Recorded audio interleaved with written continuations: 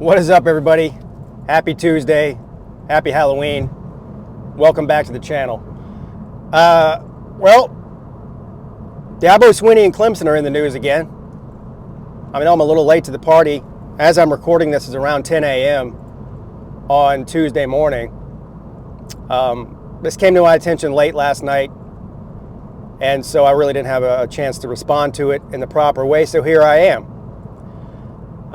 Everybody's already heard about this by now, but I'm going to just give you my opinion and my thoughts on this fiasco that happened yesterday in the upstate of South Carolina on Dabo Swinney's weekly coach call-in show, or whatever they call that thing. I don't know. I can't even believe, honestly, that head coaches are just taking random phone calls from random people publicly in 2023.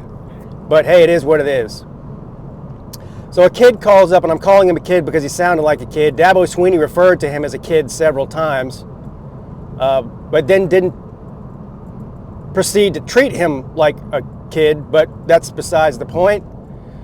A kid named, who calls himself Tyler and claims to be a lifelong Clemson fan and a third-generation Clemson fan and all this stuff, calls in and honestly is just very rude to Dabo. I don't know how many of you heard the entire phone call. I know Dabo Swinney's part of the phone call is plastered all over the internet, so I'm sure you probably heard that part of it. It goes on for 5 or 6 minutes of Dabo ripping into this kid after his rude comment and question. But essentially what it was he calls in and says, you know, what are we paying you $11.5 million for? And it's not just this year, it's last year. And then he goes on to say, I know you're a man of faith. And he starts quoting scripture about the pride of the fallen or something. I don't know. I'm not a Bible verse expert. Some of you Bible people might know what verse that is that he's referring to. Anyway, look, the kid was very condescending and rude. Now, having said that, anybody that knows the way that Dabo Swinney responds to any kind of criticism, because in these post-game press conferences or in these weekly pressers where he's dealing directly and strictly with media members might ask an uncomfortable question from time to time, or a quote-unquote tough question from time to time. 99% of the questions asked by the media are complete and total softballs. They don't want to get their credentials taken away by the university, so they do have to toe some sort of line. People like me on the internet do not. People like Tyler that call into the radio show don't have to adhere to that as well, which is the main reason I'm surprised that they still do this kind of thing. But anyway, so Dabo Swinney doesn't respond to criticism well from the media, and certainly not from some 19 or 20-year-old lifelong Clemson fan. We got a good dose of Dabo yesterday, didn't we? Now, while I think the kid was rude, and I think that the way that he structured his question / comment was out of bounds, I also think that Dabo Swinney could have handled it a little bit differently. Am I mad that he put the kid in his place? No. I mean, he has every right to defend himself if somebody's being rude to him. But you have to consider the source. He could have put that kid in his place in 3 sentences. He could have been like, look, if you don't like what I'm doing, tough titty. You know what I mean? And he did say that, but he also said a lot more. And to me, the whole thing going on this 5-minute rant explaining all of your lifelong accomplishments. I'm the first kid in my, he has to go into his personal life. I'm the first kid in my family to graduate college. I got 2 degrees. I was a walk-on that earned a scholarship on the football team at Alabama, won a national championship. Like all this stuff that we all already know, because he's already told us all this stuff 1,000 times.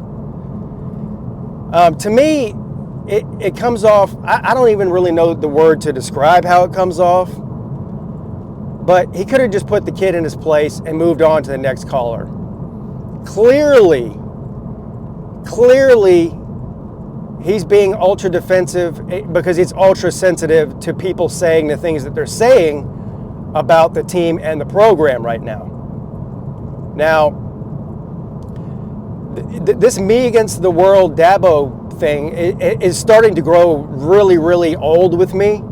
And I'm sure that if Dabo Swinney heard anything that I say over the years about him that's not 100% positive or 100% appreciative, that's the word he kept going back to, is that a lot of fans aren't appreciative. And again, he goes right into the same thing that he said 1,000 times anytime he gets criticized by a fan. If you don't like it, I'll just go somewhere else where they appreciate me. That's the running theme with Dabo Swinney. If you don't like it, I'll just go somewhere else. If you don't like the way the team is built or managed, or the program is built or managed, or if you don't like what you're seeing on the field in any particular week or any particular year, I'll just go somewhere else. That's not a response. That's not a defense. That's a threat. To me, the more times you say, I'll just go somewhere else, the more it sounds like you do want to go somewhere else. Otherwise, you wouldn't keep saying it. Nobody wants you to go anywhere else, man. Maybe Tyler does. I don't know. But if Tyler is 19 or 20 years old, like we all suspect, based on the way he sounded, and he just sounded like a kid, he doesn't know anything other than winning, right? So the whole thing, back before Dabo was hired, that doesn't work with 19 and 20-year-olds because they don't remember what it was like before Dabo was hired. So to them, the standard is probably ridiculous, out of reach expectations. To us older people in our 30s, 40s, 50s, and above, we do have an appreciation for what Dabo's built. But I know a lot of people that are my age and even older who are critical of some of the decisions that Dabo Swinney makes. Now, counting a man's money, I think, is unfair. The $11 million, Dabo was right about this. The $11 million that he's making per year, he earned that.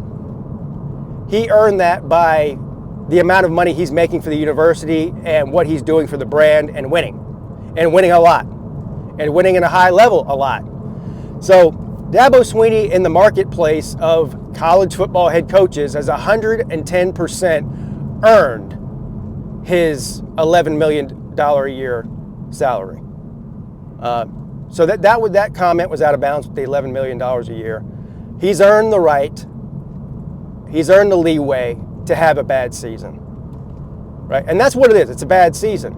And he's admitted it's a bad season. We all know it's a bad season. I think the real thing is most of us rational fans, I don't even know if I'm considered to be a rational fan or not. I think I am.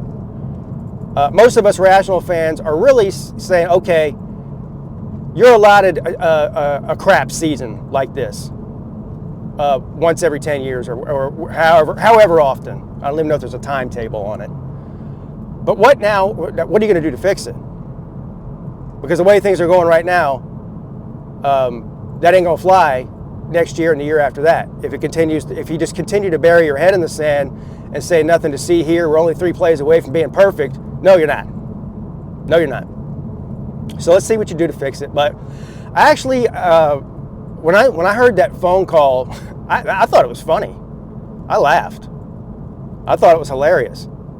I don't know if, Dabo Swinney didn't think it was hilarious, but I definitely did.